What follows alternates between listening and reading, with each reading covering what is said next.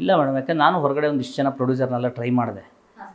ನನಗೆ ಒಂದು 2-3 ಅಡ್ವಾನ್ಸ್ಗಳು ಸಿನಿಮಾ ಇದು ಎಲ್ಲ ಆಗಿತ್ತು. ಬಟ್ ಅವು ಯಾವ ಏನು ಗೊತ್ತಾ, ನಾನು ಹೇಳಿದ್ನಲ್ಲ, ನಿಮ್ಮ ದೊಡ್ಡ ಗೆಲುವಿದ್ರೆ ನೀವು ಡಿಮ್ಯಾಂಡ್ ಮಾಡ್ಬೋದು. ಡಿಮ್ಯಾಂಡ್ ಮೀನ್ಸ್ ದುಡ್ಡನ್ನಲ್ಲ, ಹೀಗೆ ಸಿನಿಮಾ ಮಾಡಬೇಕು ಅಂದ್ಕೊಂಡಿದ್ದೀನಿ, ನನ್ನ ಕನಸು ಹೀಗಿದೆ, ಈ ಥರ ಒಂದು ಸಿನಿಮಾ ಮಾಡೋಣ ಅಂತ.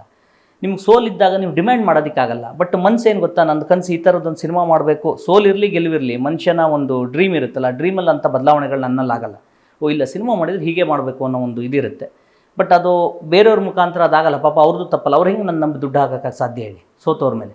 ಹಾಗಾಗಿ ನಾನೇನು ಮಾಡಿದ್ವಿ, ಸಿನಿಮಾ ಮಾಡಿದ್ರೆ ಓಕೆ, ನಮ್ಮ ಕನಸು ನಮ್ದು ಕರೆಕ್ಟಾಗಿ ನೆರವೇರಬೇಕು ಅಂತಂದರೆ ಅದಕ್ಕೆ ನಾವೇ ಬಂಡವಾಳ ಹಾಕ್ಕೊಳ್ಬೇಕು ಅಂತ ಹೇಳಿ ಫೈನಲಿ ಒಂದು ಪ್ರೊಡಕ್ಷನ್ ತುಂಬ ರಾಜಹಂಸನೂ ನಾವೇ ಮಾಡಿದ್ವಿ. ಅಲ್ಲಾದರೆ 4-6 ಜನ ಸ್ನೇಹಿತರಿದ್ದರು. ಇಲ್ಲ ಹಾಗಲ್ಲ, ಇದು ಸೋಲೋ ಪ್ರೊಡಕ್ಷನ್. ಹಾಗಾಗಿ ಮತ್ತೊಂದೇನು ಗೊತ್ತಾ, ನೀವು ಕೇಳಿದ್ರಲ್ಲ, ಈಗ ನೋಡಿ ದೊಡ್ಡವರು ಅಲ್ಲ ಕೆಲವರು ಪ್ರೊಡಕ್ಷನ್ ಮಾಡ್ತಿದ್ದಾರೆ. ನಿಮಗೆ ಬೇರೆಯವ್ರ ಪ್ರೊಡಕ್ಷನಲ್ಲಿ ನಮ್ಮ ಕನಸುಗಳು ಕರೆಕ್ಟಾಗಿ ಮಾಡೋದಕ್ಕಾಗಲ್ಲ. ಅಲ್ಲಿ ನೋಡಿ, ಈಗ ಡಾಲಿ ಸರ್ ಅಂತ ನೀವು ಎಕ್ಸಾಂಪಲ್ ಕೊಟ್ಟರೆ, ಡಾಲಿ ಧನಂಜಯ್ ಅವರಿಗೆ ಬೇರೆ ಪ್ರೊಡಕ್ಷನ್ ಮಾಡೋದ್ರ ಜೊತೆಗೆ ಅವ್ರ ಪ್ರೊಡಕ್ಷನಲ್ಲಿ ಯಾಕೆ ಗೆಲುವು ಜಾಸ್ತಿ ಆಗುತ್ತೆ ಅಂತಂದರೆ, ಅವ್ರಿಗೆ ಹೇಗೆ ಬೇಕು ಹಾಗೆ ಮಾಡ್ಕೊಳ್ತಾರೆ. ಅಂದರೆ ಅವರೇ ಫೈನಲ್ ನಿರ್ಧಾರ ಮಾಡೋರು ಅವರು ಇರ್ತಾರೆ, ಡಾಲಿ ಧನಂಜಯ್ ಅವರು. ಈಗ ಬೇರೆ ಪ್ರೊಡಕ್ಷನ್ಗಳಲ್ಲಿ ಹಾಗಲ್ಲ, ನಾವೆಷ್ಟೇ ಅಂದರೂ ಆ್ಯಕ್ಟರ್ ಆಗಿರ್ತಾರೆ, ಫೈನಲ್ ಡಿಸಿಷನ್ ಮೇಕಿಂಗ್ ಮಾಡೋದಕ್ಕಾಗಲ್ಲ. Producer is the decision final maker.